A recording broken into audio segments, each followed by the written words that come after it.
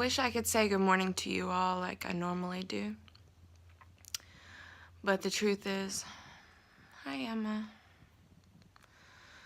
that this is a very painful morning for me. I started miscarrying yesterday. I guess you could say I have already miscarried, even though I'm still bleeding and pieces of my pregnancy are still coming out. I don't know how else to word that. I don't like the word clots, and I don't like the word piece of tissue and cells. I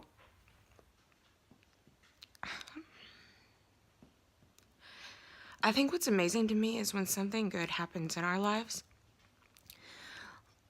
like I feel like there aren't reminders of it everywhere. But when there's something sad that happens, it's like everywhere you look, there's a reminder or something there that's ever present to either bring the pain back or to just not let you put it in the back of your mind fully. And I'm finding that in this situation, that there are pieces of my hopes and dreams for this pregnancy all around me. Even on my phone, in the shopping carts on my phone that I had saved. And I'm gonna go into work. I'm already late. I talked to my doctor's office this morning, and they said that if I didn't, that I just needed to keep a close eye on how much is coming out of me at this point, and if the bleeding, if the volume doesn't decrease and the stuff coming out of me doesn't decrease over the next few days, then to go in and have them take a look at things. I told Adam that I needed to just throw away the dress from yesterday and throw away the sheet on our bed and throw away, it's actually the one that's still on here. We're going to be getting rid of this one. And we're going to be getting rid of my comforter because they're ruined. The amount of bleeding I'm having from this is going through and soaking through on everything, and I just really don't want any extra memories or anything from this. So we're just gonna get rid of it all. I also don't think I want to try for a baby throughout, at least for a while. I don't even know how long. I don't even want to think about it anymore. And even that kind of makes me sad, that I feel like I'm giving up. But I'm so tired, like emotionally. Maybe I have no endurance and no stamina. Maybe my hormones are just still trying to get right in my body. But I'm just tired of the process and hoping and hoping and hoping, and then good news and then bad news. I'm just tired. I'm part of a lazy keto group for women on Facebook. I actually love this group. I've never met any of the women. I know one of them personally because she introduced me to the group, but the other women I don't even know in real life, except for through that group on Facebook.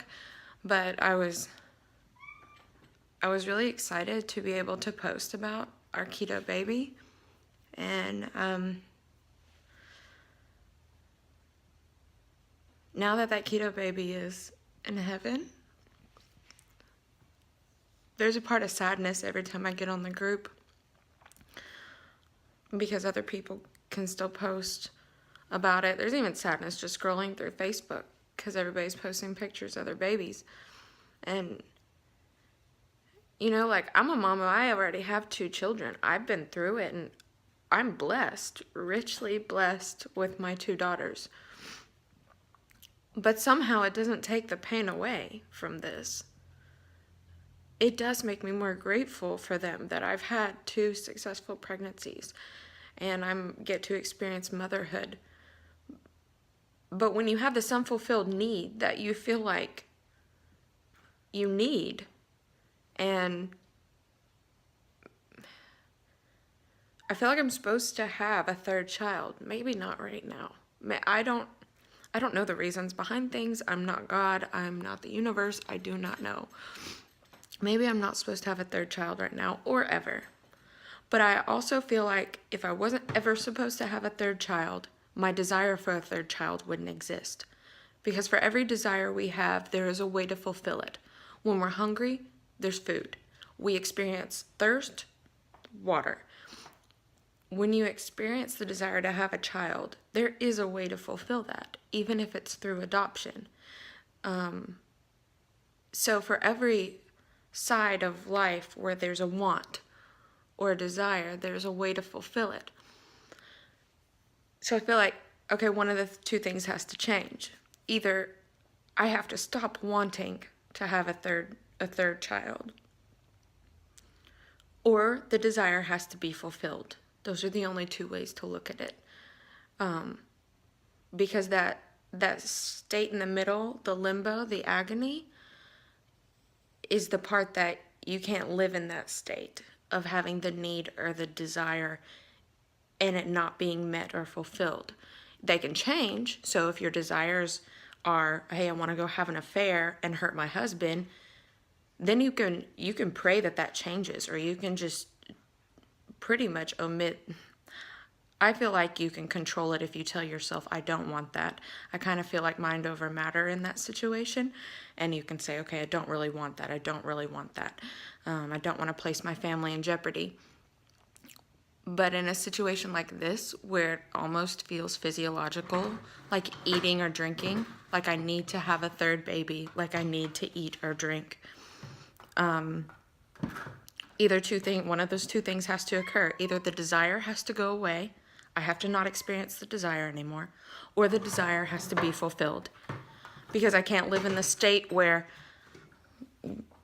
I have the desire intensely and it's not fulfilled. I can't live in that state for an extended period of time. Like year after year after year after year. Something has to give at some point. That's just my thoughts on it right now. I went into work today and, I'm not sure that I would encourage that for every woman. I wasn't even sure if I should go into work, honestly, when something like this occurs. You don't know what your grieving process is going to be. And I certainly still have moments. Everywhere I go, I'm now noticing the pregnant women or the new babies. And I open my Facebook app and all my friends who are having like their first or their second babies, they're all posting them. And it's lovely and beautiful. And my pain would never detract from my happiness for them. But it is everywhere. So there's gonna be sadness for me, and I am accepting that fact. However, I'll say that going to work today was actually a good choice for me. And this morning I wasn't sure. I wasn't even sure if I'd stay all day. I got there and I just work with a lot of very supportive people and people that I'm close to and I can trust with in a small environment upstairs where we are. And I think I just found some healing throughout the day. I went in with no makeup on, and now I have some foundation on and some mascara. Hi, Emma. And some eyeshadow on. And I think I'm just feeling a little more hopeful. I have moments of feeling hopeful for the future, and then I have moments of sadness. And there's a lot of back and forth right now. But I think actually, like at first I didn't want to vlog any of this for the obvious reason. One, it's personal, very private, very painful. It's not, I haven't, mentioned anything on my Facebook or my Instagram about it, and I probably won't, at least for some time. So, me vlogging, I was like very apprehensive. I didn't want this journey of mine to seem like I was trying to exploit the situation. But it has been oddly therapeutic for me. So sometimes I think I've learned that even if something may not feel like a good idea at first, to push yourself to do it, just might be the right thing. So at this current moment, I am trying to keep my cramps to a minimum by self-medicating with over-the-counter acetaminophen. I am looking forward to taking that with the Tylenol PM tonight, because I did not sleep well last night. It was a very painful night for me.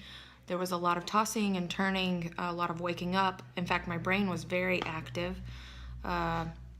So tonight I really need some rest. And thankfully, because both of my children are on their own journeys with different sides of the family, I can sleep tonight. And I really don't have anything I need to wake up for in the morning except to clean this messy house and get some stuff done.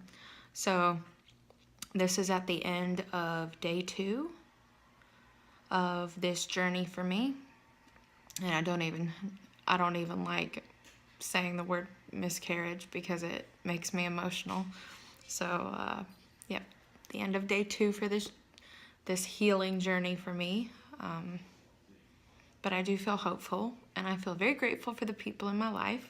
My husband, who has been very supportive, even though I still kind of feel alone sometimes, because it was me who was pregnant, and it's me who's now not pregnant and going through the process of not being pregnant. I feel very blessed to have a husband who is so caring, and work friends who are so caring. And I know that